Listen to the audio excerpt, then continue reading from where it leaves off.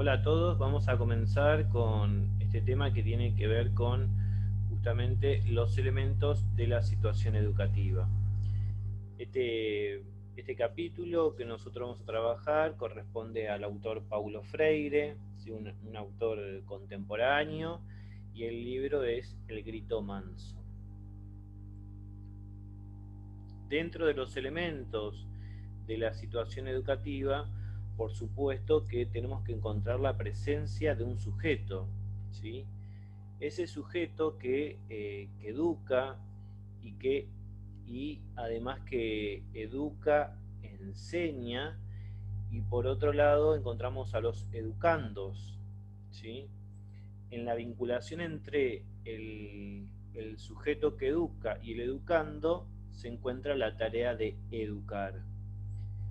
Es muy importante como elemento de la situación educativa el educador, el estudiante, pero también es muy importante dentro de estos elementos encontrar el espacio pedagógico. Piensen ustedes que Freire, como autor contemporáneo, y otros autores que encontramos, se observa que esta variable del espacio pedagógico es muy importante para llevar la tarea docente. Freire plantea que toda finalidad del docente tiene que ver con una finalidad pedagógica, es decir, la actividad que voy a realizar, la actividad que propongo, lo que planifique, tiene que ver con una intencionalidad pedagógica que se da dentro de ese espacio pedagógico. Y por supuesto que el tercer elemento es el tiempo pedagógico.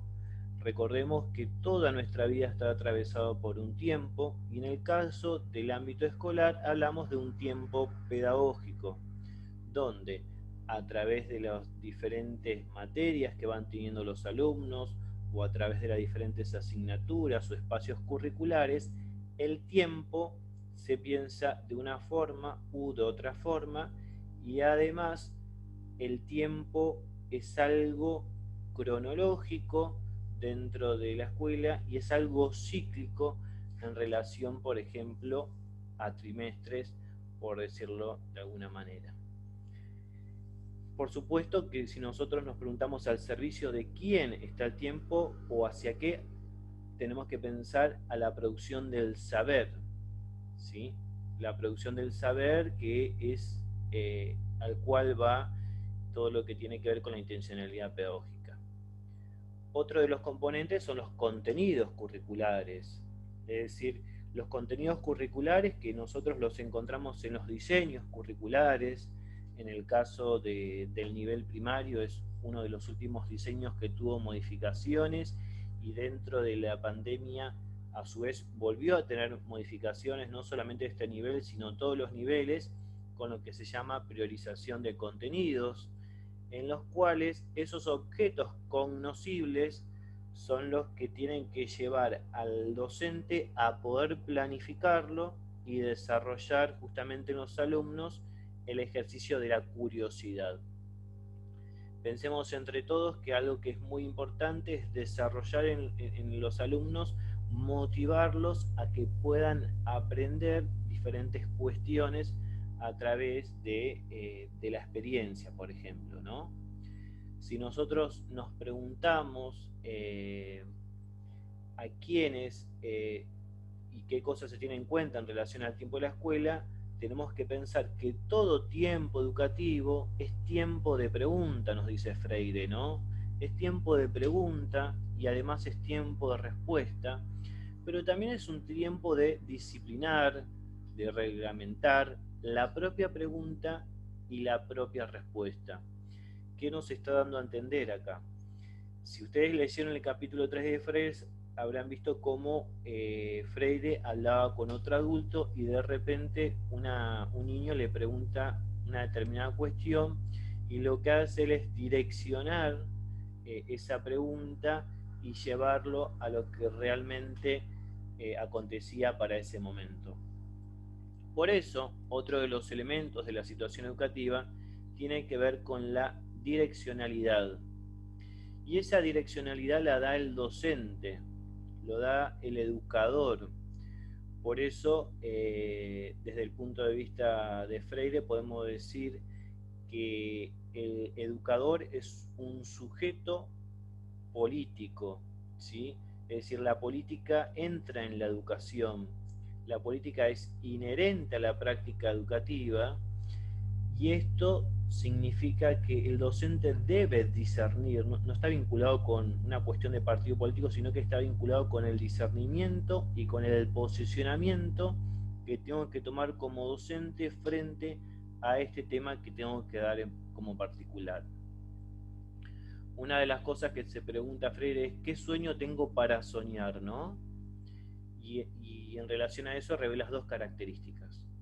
Una que tiene que ver con la cuestión estética, ¿sí? Recordamos que la estética es una de las ramas de la filosofía vinculada a todo lo referido a la belleza, y en este caso él lo lleva y dice que uno es la estética, ¿no? Bella la formación de la cultura del individuo libre. Qué importante esto, porque yo como docente planifico la clase, hago que los alumnos aprendan con ese H intermedio para que se produzca el aprendizaje, pero además de eso, la belleza y la cuestión estética se da cuando el individuo es libre. Y el individuo es libre justamente cuando yo ayudo a que a través de la curiosidad, a través del movimiento, a través de las diferentes rutinas del pensamiento, pueda desarrollar el pensamiento crítico. Eso por un lado, y por otro lado, por supuesto que tiene que ver con el concepto de ética y el concepto de moral, recordando también que la ética es otra de las ramas de la filosofía y que busca dar reflexiones en relación a la moral. Tanto ética y moral significan costumbres, normas. En el caso de la ética lo analiza a nivel universal y la moral a nivel individual y particular de cada uno. Estas dos cuestiones entran en juego. Como docente estamos constantemente vinculados tanto por la ética como por la moral, recordando que, por ejemplo, la cuestión ética encontramos el estatuto docente, que nos indica qué cosas debemos hacer, cuáles son nuestros derechos, nuestras obligaciones, y la moral es la conducta individual y particular de cada uno de nosotros. Por supuesto que la educación es una tarea compleja y seria, es una profesión, ¿sí? Ser docente es una profesión que requiere responsabilidad de las políticas educativas, requiere que los docentes tengan convicción, hay que aprender mucho a escuchar, que esto con la experiencia lo van adquiriendo. Por supuesto, inventar situaciones creadoras de saberes. El tema de la creatividad en los docentes es muy importante para poder desarrollar en los alumnos todo lo que tiene que ver con el circuito del aprendizaje. Y por supuesto que hay que tener una coherencia entre el discurso y la práctica, entre lo que pienso y lo que muestro en los alumnos, ¿sí?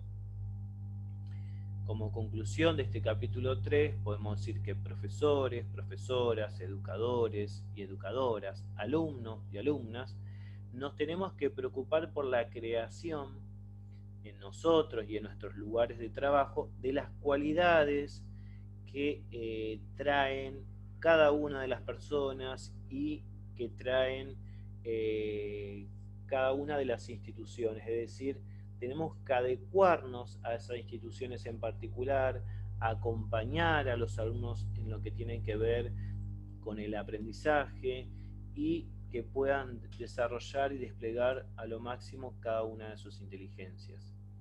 Acá hay una historieta, ¿no?, que les dejo para poder analizar, ¿no? Acá la maestra dice, el que no haya entendido, que levante la mano. Compañerito ahí, el alumno levantó la mano. Veamos, Manolito, ¿qué es lo que no has entendido? Desde marzo hasta ahora nada. Algo para analizar, ¿no?